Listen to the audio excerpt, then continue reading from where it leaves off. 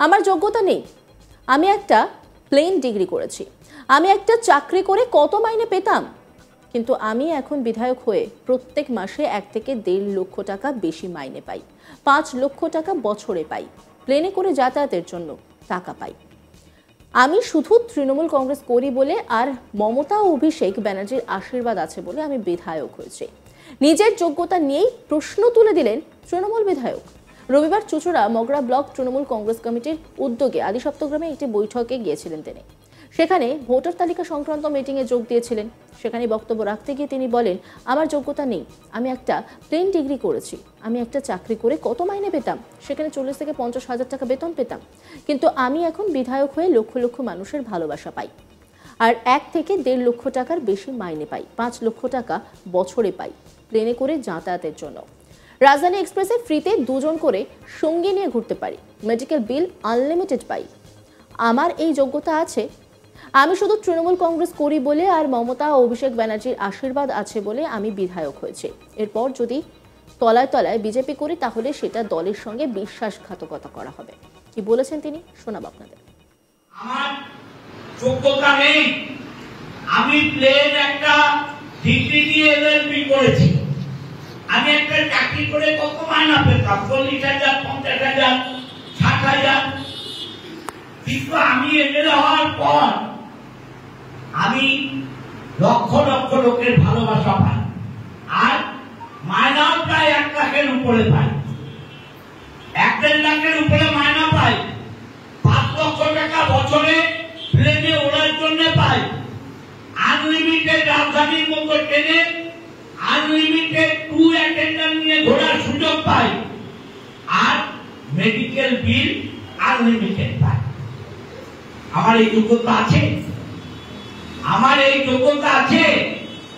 আমি শুধু তৃণমূল কংগ্রেস করি বলে আর মমতা ব্যানার্জি, অভিষেক ব্যানার্জির আশীর্বাদ আছে বলে আমি এমএলএ হয়েছি। আমি এমএলএ হওয়ার পর আমি তলায় তলায় যদি বিজেপির সাথে অ্যাডজাস্টমেন্ট করি, তলায় তলায় যদি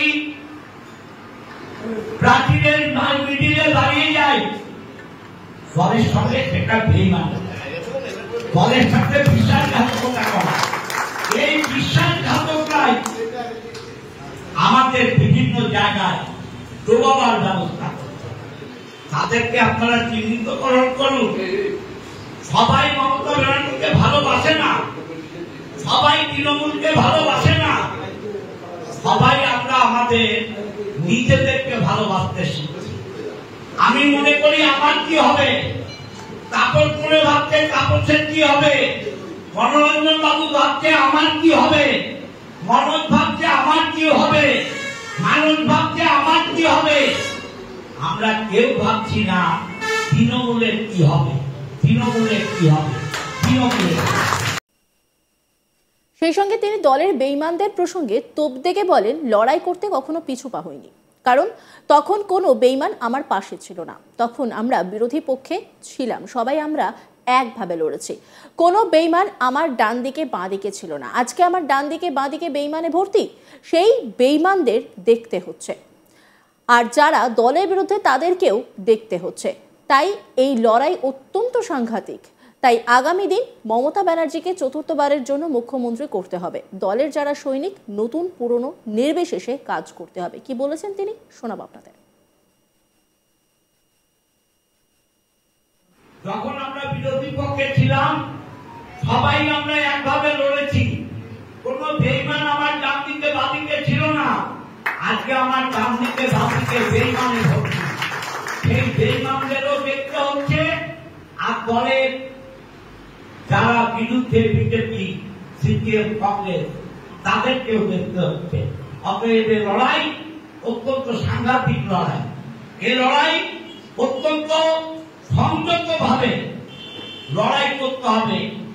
আগামী দিনে 4র্থবারের জন্য মমতা ব্যানার্জিকে বাংলার মুখ্যমন্ত্রী করার যে আহ্বান, সেই আহ্বানের মধ্যে আমি চুঁচুড়া ব্লকের তাপস সভাপতি হওয়ার পর ও চেষ্টা করছে দলটাকে ইউনাইটেড করার, ঐক্যবদ্ধ করার, এবং যারা দলের পেছন থেকে ব্রেক মারতে পারে তাদেরকেও দেখে রাখছে যে সত্যিকারের মমতা ব্যানার্জিকে, অভিষেক ব্যানার্জিকে তারা ভালোবাসে, তাদেরকে জায়গা করে দেওয়ার চেষ্টা করছে। আমিও চাই সত্যিকারের নির্ভীক দলের যারা সোলজার, নূতন পুরন ব্যাপার নেই, নূতনরা অনেক ভালো আছে, বাট পুরনদের বাদ দিলে হবে। পুরনরা আমাদের শক্তি, পুরনোদের সম্মান দিতে হবে। পুরনো নূতন সংমিশ্রণে একটা টিম তৈরি করতে হবে, যে টিম পুরনোদের অভিজ্ঞতা এবং নূতনদের এনার্জি সেটা নিয়ে কাজ করতে হবে। কেউ ভাবেন না 2026 খুব ইজি হবে। 2026 লড়াই করতে হবে। 21-এর চাইতেও ভয়ঙ্কর হবে। 21-এর তো অনেকে বর্ডার লাইনে দাঁড়িয়েছিল, সব মিডিয়া আমাকে হারিয়ে দিয়েছিল, সব মিডিয়া মনোরঞ্জনকে হারিয়ে দিয়েছিল, সব মিডিয়া কপুরদার যুক্তকে হারিয়ে দিয়েছিল, কিন্তু আমরা হারিনি, কারণ মমতা ব্যানার্জির ছবি আমাদের সঙ্গে ছিল, মমতা ব্যানার্জির আশীর্বাদ আমাদের সঙ্গে ছিল, আর মানুষ বাংলার উন্নয়নের সঙ্গে ছিল। আমরা জিতেছি, আমরা এবারও জিতব, সবাই জিতব, এবং 250-এর উপর সিট তৃণমূল কংগ্রেস নিয়ে আসবে। হুগলি জেলার বিজেপির সাধারণ সম্পাদক সুরেশ সাউ বলেন, বিধায়ক নিজেই অস্বীকার করেছেন তার কোনো যোগ্যতা নেই। তিনি নিজেই বলছেন দিদির দয়ায় বেঁচে আছেন। তিনি আরো বলেন, অযোগ্য যখন তখন পদত্যাগ করা উচিত, তাতে চুঁচুড়ার মানুষের ভালো হবে। তবে হার মানতে নারাজ বিধায়ক। কি বলেছেন তিনি, শোনাবো আপনাদের।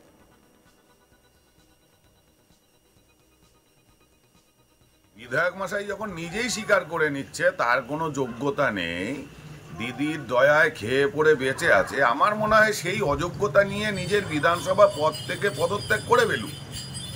বেকার কেন এই পদে বসে মানুষকে বিভ্রান্ত করছে? আর চুঁচুড়োর মানুষকেও বোঝা উচিত যে কাদেরকে ভোট দিয়ে এই চুঁচুড়ো বিধানসভায় আনা হয়েছে, তারা প্রকাশ্যে দাঁড়িয়ে স্বীকার করে নিচ্ছে যে আমাদের কোনো যোগ্যতা নেই। আমার যোগ্যতা নেই, আমি একটা প্লেন ডিগ্রি করেছি, আমি একটা চাকরি করে কত মাইনে পেতাম, কিন্তু আমি এখন বিধায়ক হয়ে প্রত্যেক মাসে 1 থেকে 1.5 লাখ টাকার বেশি মাইনে পাই, 5 লক্ষ টাকা বছরে পাই প্লেনে করে যাতায়াতের জন্য। আমি শুধু তৃণমূল কংগ্রেস করি বলে আর মমতা অভিষেক ব্যানার্জির আশীর্বাদ আছে বলে আমি বিধায়ক হয়েছি। অন্যান্য খবরের আপডেটের জন্য অবশ্যই নজর রাখুন আজ তাক বাংলার ইউটিউব স্ট্রিমিংয়ে। লাইক, কমেন্ট, শেয়ার এবং সাবস্ক্রাইব করতে ভুলবেন না।